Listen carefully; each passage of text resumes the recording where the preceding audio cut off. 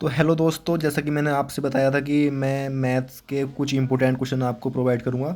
मतलब ये बहुत ही ज़्यादा इंपॉर्टेंट क्वेश्चन होंगे। ये ऐसे ही नहीं कि मतलब कोई भी करा दिया। बहुत ही ज़्यादा मतलब ये जो जो भी मैं टाइप कराऊंगा क्वेश्चन का, वो तुम्हें सेम टू सेम रखा हुआ मिलेगा पेपर में, सेम टू सेम बिल्कुल। ठीक है, बस संख्या चेंज हो सकती हैं। तो भाई शुरू करते हैं ज़्यादा बिना टाइम ख़राब करे। ये आज की वीडियो में दोस्तों 5 क्वेश्चन हैं। ये 5 के 5 क्वेश्चन आपको जो इनके कॉन्सेप्ट है, करने का तरीका वो रट लेना है। मतलब आने ही आने हैं, ठीक है, ये समझ लो। तो भाई करते हैं पहला सवाल शुरू। तो पहला सवाल जो था ये अनुपात वाला है कि तृतीय अनुपात बताओ, चतुर्थ अनुपात बताओ, मध्य अनुपात। तो ये मेनली 3 अनुपात होते हैं। तो सबसे पहले भाई मैंने लिख रखा है, देखो तुम्हारे लिए। तृतीय अनुपात का formula B square upon A. चतुर्थ अनुपात का formula B C upon A. और मध्य अनुपात का formula under root A B. इन तीन में से ही वो 1 से 2 क्वेश्चन आपसे जरूर पूछेगा। इन्हीं तीन में से पूछेगा, ठीक है। ये तीनों फार्मूले आपको रटन लेने हैं। तो जैसे कि पूछा था उसने, 3 और 9 का तृतीय अनुपात पी है, तो 6 और पी और 4 का चतुर्थ अनुपात बताओ। तो मतलब पहले हमें पी का मान ज्ञात करना है। तो दोस्तों हम पहले 3 और 9 का तृतीय अनुपात निकालेंगे सबसे पहले, जो पी की वैल्यू होगी। तो तृतीय अनुपात का फार्मूला लगा दिया हमने, बी स्क्वायर अपॉन ए, जो पी की वैल्यू निकलेगी। तो बी स्क्वायर यानी कि 9, 9 को 2 बार लिखना है, 9 गुणा 9 और 3 बटे में थे, 3 3 से 3 बार कट गया, 9 3 27। तो ये पी का मान आ गया दोस्तों, ठीक है। उसके बाद हमारे पास 3 संख्या हो गई, एक 6 थी, एक पी थी और 4। तो पी की मान कितना आ गया, 27। तो 6, 27 और 4। इसके बाद हमें निकालना है चतुर्थ अनुपात। तो चतुर्थ अनुपात का जो फार्मूला होता है वो क्या होता है, B×C/A। तो इन तीनों का मान रख दिया और काट के फिर आया हमारा 18। तो ठीक है दोस्तों, ये बहुत शॉर्ट हो सकता है एक लाइन में, लेकिन मैं तुम्हें समझा रहा हूँ, ठीक है, उस तरीके से बता रहा हूँ। इससे जो अगर नया दोस्त मेरा देख रहा है, क्योंकि मेरे से नए दोस्त जुड़े हुए हैं मुझसे, तो उनके समझ में आ जाए एक तरीके से पहली बार में ही। तो दोस्तों ये सवाल जो तुम्हें सामने लिखा हुआ है, ये सवाल तुम्हारे मतलब 2 नंबर पक्के हैं बिल्कुल। इस पेपर से एक क्वेश्चन आना है, ये समझ लो बस, ठीक है। उसके बाद हम दूसरे दोस्त का सवाल देखते हैं। तो दोस्तों ये सवाल है हमारा एवरेज का। एवरेज से 1 से 2 सवाल जरूर आते हैं SSC GD के एग्ज़ाम में, मतलब। ठीक है दोस्तों, तो हम पक्के करके चल रहे हैं अभी सही। तो दोस्तों ये कह रहा है A B C और D का औसत भार जो है 33 है, और ये आगे को दिया हुआ है। तो दोस्तों सबसे पहले जो अगर हमें औसत भार दिया होता है ना, तो हम कुल भार निकालते हैं। तो कुल भार निकालने के लिए दोस्तों क्या करते हैं, जो हमारा औसत भार होता है उसकी गुणा संख्या से कर देते हैं कि कितने लोगों का या कितनी चीज़ों का हमें औसत दिया है। तो ये 4 संख्याएं थी A B C D, तो हमने एवरेज की मल्टीप्लाई 4 से कर दी, तो ये हमारा टोटल भार आ गया कितना, 132। उसके बाद ये हमें कुछ कंडीशन दी हुई है। जो सी है वो ए से 12 किलोग्राम हल्का है, तो हमें सबसे पहले कुछ मानना पड़ेगा ए को, क्योंकि सारी चीज़ें शुरू से ए के बारे में दी गई हैं। तो हमने ए को मान लिया सबसे पहले एक्स। तो अब हमारा सवाल ये स्टार्ट होता है। तो वो कह रहा है कि सी जो है ए से 12 किलोग्राम हल्का है, मतलब कम है। तो सी का मान कितना कर दिया हमने, एक्स से 12 किलो कम। तो x-12 जब हम कम करते हैं तो माइनस करते हैं, और अगर उसमें दिया होता कि अधिक है तो हम +12 लिखते हैं, ठीक है दोस्तों।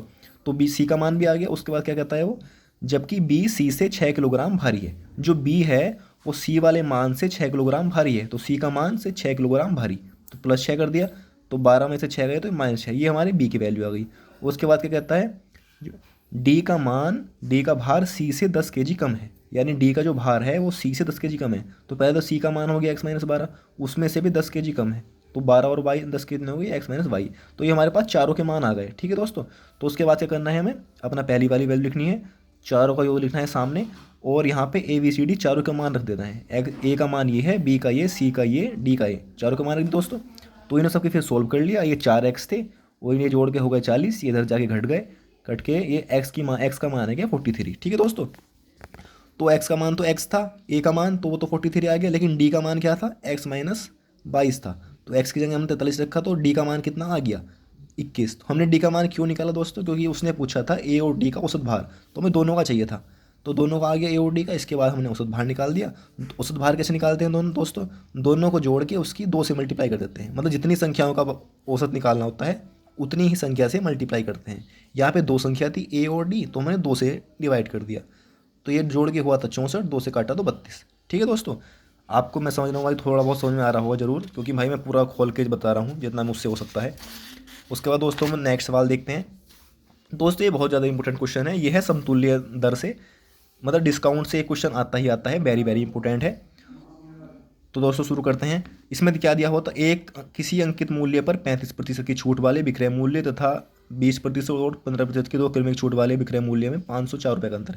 मतलब दोस्तों इसमें होता क्या है, अगर हम किसी दुकान पर जाते हैं तो वो कहता है कि हम 35% की या तो एक छूट ले लो, या फिर 20 और 15 की 2 छूट ले लो।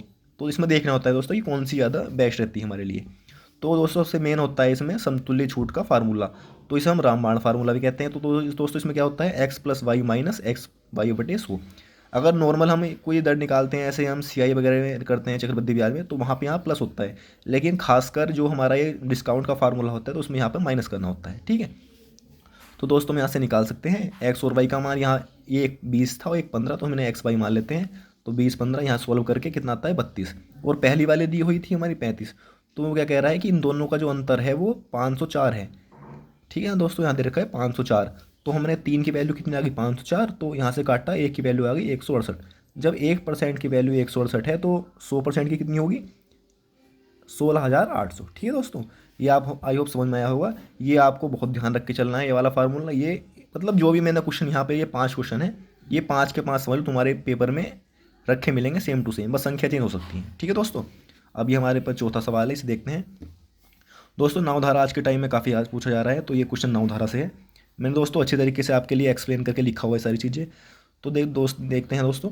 एक नाविक की धारा ये दे रखा है क्वेश्चन, तो या तो दो क्वेश्चन तो आप पढ़ लेना, शुरू करते हैं सोल्व करके। तो सबसे पहले दोस्तों दो चीज़ें होती हैं, एक तो होती है धारा की दिशा में चाल, और एक होती है धारा की विपरीत दिशा में चाल। तो जो ये एक्स होती है, ये होती है दोस्तों नाव की चाल, इसे हम बी कहते हैं बोट। और जो ये बाई होती है, इसे मानते हैं हम धारा की चाल यानी पानी की चाल। तो अगर दोस्तों धारा की चाल हम दिशा में ज्ञात करते हैं तो दोनों को जोड़ देते हैं, अगर धारा के विपरीत करते हैं तो हम दोनों को घटा देते हैं। ठीक है दोस्तों, तो इसमें एक्स में लिखा हुआ भी, एक्स क्या होता है नाव की चाल और वाई होती है धारा की चाल। तो उसने कहा, क्या कहा था स्टार्टिंग में, एक नाविक धारा के विपरीत 2 घंटे में 6 किलोमीटर जाता है। तो यानी कि दूरी ऊपर लिखते हैं, स्पीड कैसे निकालते हैं, दूरी बटे समय। तो दो काट के कितना आता है 3 किलोमीटर पर आवर। उसके बाद क्या कहता है वो दूसरी चाल, और ये तो था विपरीत वाला, और बाद में क्या कहता है कि धारा की दिशा में 7.5 मिनट में 1.5 किलोमीटर जाता है। तो दोस्तों यहाँ पे सबसे पहले ये देखो, ये दिया हुआ है 75 पॉइंट मिनट, तो पहले इसे हम घंटे में चेंज करेंगे। तो इसे घंटे में चेंज करने के लिए 60 से भाग कर देंगे, 60 मिनट से। तो काट के कितना आएगा 1/8 घंटे।